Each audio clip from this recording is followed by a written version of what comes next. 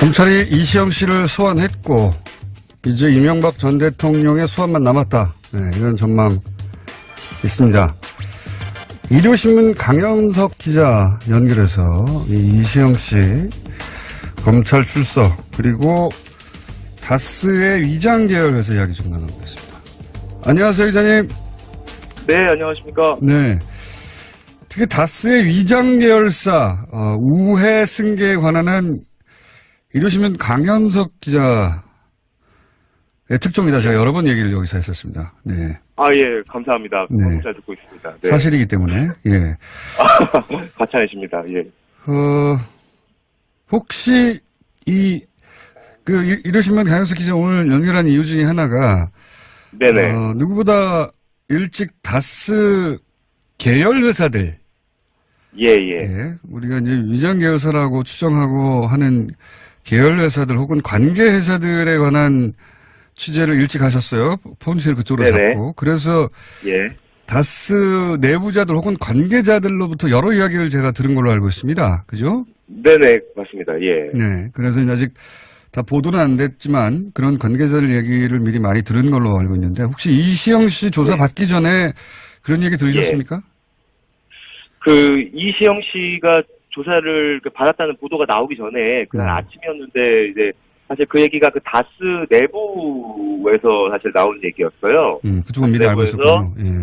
예, 이시영 씨가 조사를 받으러 이제 올라갔다라는 내용이 좀 퍼졌었고 그래서 그거를 실제로 이제 검찰을 좀 확인을 해보니 조사를 받는다 이렇게 얘기가 돼서 그게 이제 좀 보도가 좀 나오게 된 걸로. 보도가 되기 전에 미리 알고 계셨군요. 예.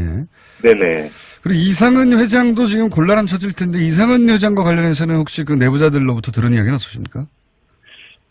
일단 아까 군장장께서 말씀하셨는데, 일단, 이시영 씨 같은 경우에는 올라오기 전에, 정학용이라는 그 다스 부사장이 있어요. 예.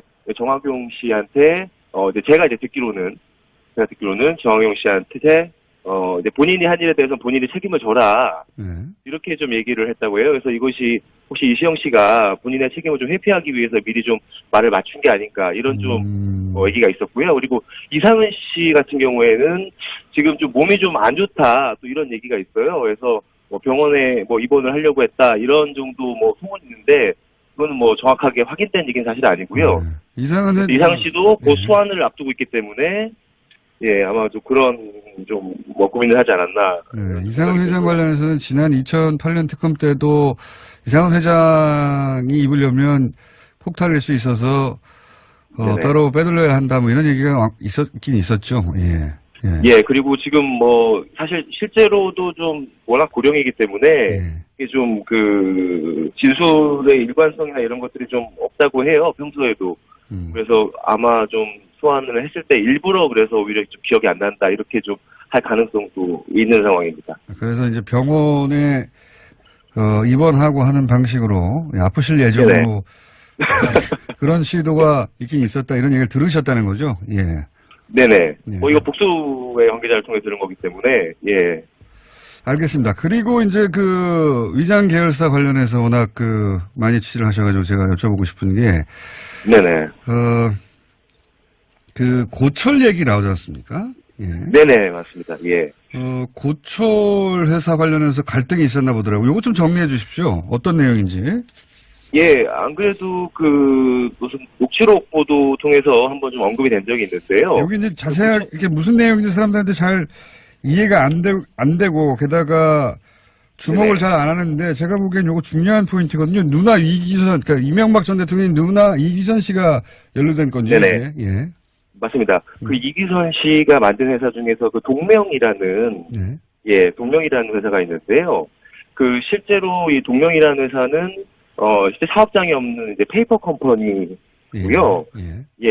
여기에 아들인 이제 김동혁 씨, 이기선 씨의 아들인 김동혁 씨 그리고 김동석 씨가 실질적으로 이렇게 운영을 해오던 회사입니다. 2000년대 초반부터 다스에서 자동차를 만들면 나오는 고철 같은 게 진짜 자동차 부품 말고 남는 고철을 이거를 다스에서 받아서 이거를 포스코라든지 아니면 현대제철이라든지 이런 제철사로 이제 고철을 납품을 해서 철 스크랩을 납품을 해서 중간에 중간에 이제 마진을 챙기는, 통행세를 챙기는 이런 회사가 바로 동명이라는 회사거든요. 네네. 예. 그런데 사실은 이 다스 입장에서는 네. 어쨌든 고철이 계속 발생하는 것이기 때문에 이거를 그 중간 회사를 거치지 않고 동명이라는 회사를 거치지 않고 직접 만약에 주차사에 납품을 하게 되면은 이건 오히려 회사한테 이득이죠. 그렇죠. 근데 그런데 동명이라는 회사를 굳이 중간에 끼워서 동명에다가 어떤 그런 고철 납품 권한을 주고 그리고 그 납품 중간에 납품 과정에 생기는 수수료를 이렇게 챙길 수 있도록 그게 좀 도와준 것이 아닌가라는 강한 좀 의혹이 생기는 거고요. 실제로 이제 이 부분에 대해서 아마도 검찰 조사를 하고 있는데 이게 액수가 꽤 된다고 그래요. 왜냐면은 다스가 굉장히 큰 자동차 부품 회사이기 때문에 거기서 나오는 고철 양이 어마어마하거든요. 요 고철 납품하는 과정에서 실제로 동명이 돈을 챙겼다면은 이거는 결국에는 그 비자금을 만든 걸로 볼 수 있지 않나. 그리고 실제로 얼마 전에 이제 뭐 그 어떤 대우조선해양이라든지 네. 아니면 이제 이런 회사들이 중간에 이렇게 보수 단체들이 또 이런 비슷한 유사한 고철업체를 만들어서 실제로 중간 그런 통행세 같은 거를 챙겨서 문제가 됐던 적도 있었습니다. 예. 그러니까 요게 이제 그 언론을 통해서 그 녹취록으로 짧게 등장해가지고 이렇게 이동영 씨하고 뭐 갈등이 있는 대목으로 등장해서 고철업체 이게 도대체 어떤 갈등인가 의문을 가진 분들도 있을 텐데 고철업체가 그 관심의 대상이 아니어서 고철업체가 있긴 있었고 거기 갈등이 있나 보다 이 정도 하고 넘어갔는데 알고 보면 고철업체가 누나 이기선 씨 명의로 돼 있는 회사인데 근데 이 회사가 고철업체니까 당연히 무슨 업장이 있거나 처리 시설이 있어야 되는데 그건 전혀 없고 페이퍼 컴퍼니고 그죠? 네. 거쳐가는 거예요. 서류상만. 예. 네. 서류상만 있고 어차피 고철을 가스에서 받을 때는 화물 트럭 같은 거만 하나 있으면 되거든요. 예. 이런 그 화물 트럭 제 기상도 좀 통화를 해봤는데 그 화물 트럭에다가 고철을 그냥 실어서 바로 넘겨주는 거예요. 근데 이제 그거는 일은 사실은 그런 그 화물 운전 기사분이 다 하고 돈은 중간에 어떻게 보면은 그렇죠. 이명박 일가가 챙겼다고 볼 수 있는 거고요. 중간 다스가 이 고철업체 없이 바로 그냥 팔면 되는 것을 페이퍼상에 회사를 하나 둬서 하는 일은 없이 중간에 수수료만 챙겨갔다는 거잖아요. 예, 그렇죠. 그리고 그 다스에서 그 나오는 고철 양이랑 그 당시 고철 시세 이런 것들 종합해 보면은 뭐 적어도 100억에서 많게는 200억 넘게 이게 왜냐하면 10년 넘게 이런 계약이 유지가 되어 왔고 10년 넘게 이렇게 고철을 받아 납품해 왔기 때문에 1년에 한 20억 정도는 중간에 매출이 발생했다고 이렇게 좀 계산이 되거든요. 합해 보면은 생각해 보면 여기는 직원도 없고 회사도 없고 아무것도 없기 때문에 그렇습니다. 매출이 생기면 다 이기는 거죠. 예, 그래서 이거를 2016년에 이시영 씨가 경영권을 장악하고 난 뒤로 요거를 이제 뺏으려고 합니다. 이거를 동명이라는 회사를 통하지 않고 이제 본인이 직접 사실은 고철 납품하게 되면은 다스한테는 이득이니까요. 그래서 이거를 뺏으려고 하는 과정에서 김동혁 씨나 김동석 씨가 되게 반발을 하게 되고 그래서 이 과정에서 이제 이동영 씨가 이제 리베이트를 받은 사실이 드러나기도 했습니다. 김동혁 씨나 김동석 씨로부터요. 그러니까 뭐 가족의 비자금이 아닐까 이런 의혹도 있고 그 과정 속에서 이제 가족들끼리 다툼이 있었다 하면서 등장한 업체가 고철업체고 이것도 역시 비자금 조성의 창구가 아니었을까 뭐 일부 나눠서. 맞습니다. 근데 그거를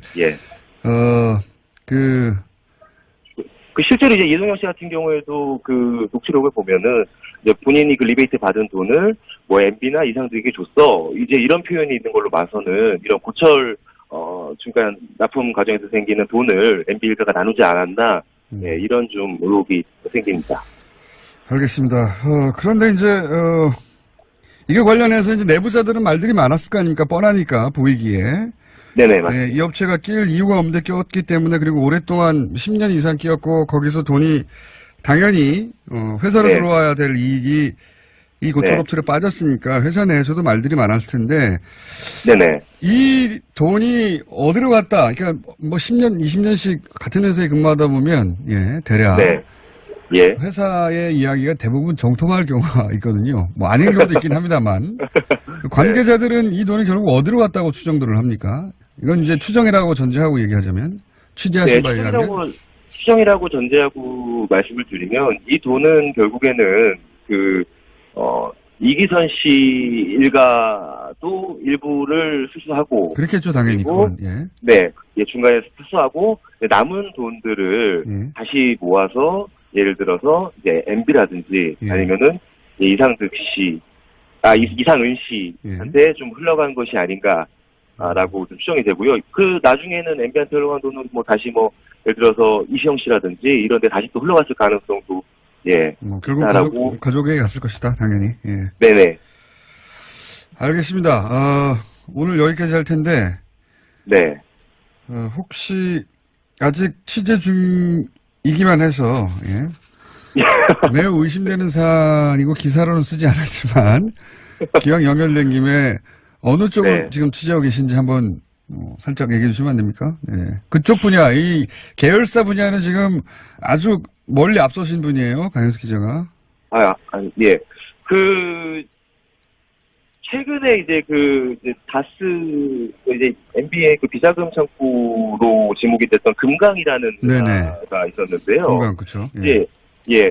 제가 예전에 한번 다스가 뭐 이렇게 부도가 날 수 있다라는 내부 얘기가 있다. 네네네. 들은 적이 있는데, 금강도 마찬가지 형태로 최근에 아하. 은행권의 대출 압박이 심해서 회사가 좀 버틸 수가 없다. 그리고 이제 금강이라는 회사에서 일하는 직원들을 좀 정리하려고 한다. 회사가 어려우니 구조조정하려고 한다.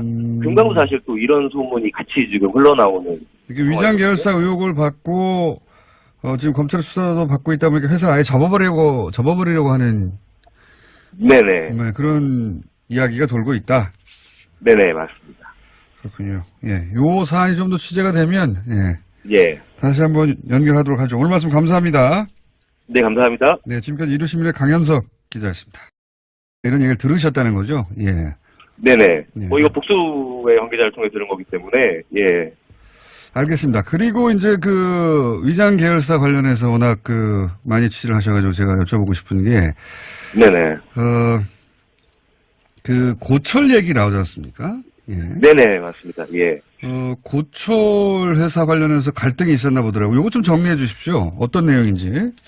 예, 안 그래도 무슨 녹취록 보도 통해서 한번 좀 언급이 된 적이 있는데요. 여기 이제 자세하게 이게 무슨 내용인지 사람들한테 잘 이해가 안 되고, 게다가 주목을 네네. 잘 안 하는데, 제가 보기엔 요거 중요한 포인트거든요. 누나 이기선, 그러니까 이명박 전 대통령의 누나 이기선 씨가 연루된 건지. 네네. 예. 맞습니다. 이기선 씨가 만든 회사 중에서 동명이라는, 네. 예, 동명이라는 회사가 있는데요. 그래서 병원에 입원을 하려고 했다, 이런 정도 소문이 있는데, 그건 정확하게 확인된 얘기는 사실 아니고요.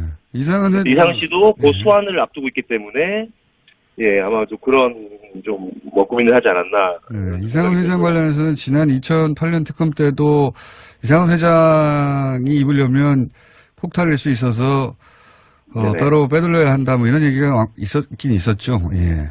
예. 예, 그리고 지금 사실 실제로도 좀 워낙 고령이기 때문에 이게 좀 진술의 일관성이나 이런 것들이 좀 없다고 해요, 평소에도. 그래서 아마 좀 소환을 했을 때 일부러 그래서 오히려 좀 기억이 안 난다, 이렇게 좀 할 가능성도 있는 상황입니다. 그래서 이제 병원에 입원하고 하는 방식으로 아프실 예정으로 그런 시도가 있긴 있었다. 검찰이 이시영 씨를 소환했고 이제 이명박 전 대통령의 소환만 남았다. 네, 이런 전망 있습니다. 일요신문 강현석 기자 연결해서 이시영 씨 검찰 출석, 그리고 다스의 위장 계열 회사 이야기 좀 나눠보겠습니다. 안녕하세요, 기자님. 네, 안녕하십니까. 네. 특히 다스의 위장 계열사 우회 승계에 관한은 일요신문 강현석 기자의 특종이다. 제가 여러 번 얘기를 여기서 했었습니다. 네. 예, 감사합니다. 네. 잘 듣고 있습니다. 네. 사실이기 때문에, 예. 가차내십니다. 예. 혹시 일요신문 강현석 기자 오늘 연결한 이유 중에 하나가, 네네. 누구보다 일찍 다스 계열 회사들. 예. 우리가 이제 위장 계열사라고 추정하고 하는 계열 회사들 혹은 관계 회사들에 관한 취재를 일찍 하셨어요. 포인트를 그쪽으로 네네. 잡고. 그래서 예. 다스 내부자들 혹은 관계자들로부터 여러 이야기를 제가 들은 걸로 알고 있습니다. 그죠? 네네, 맞습니다. 예. 네. 그래서 아직 다 보도는 안 됐지만 그런 관계자들 얘기를 미리 많이 들은 걸로 알고 있는데 혹시 이시영 씨 조사 받기 전에 그런 얘기 들으셨습니까?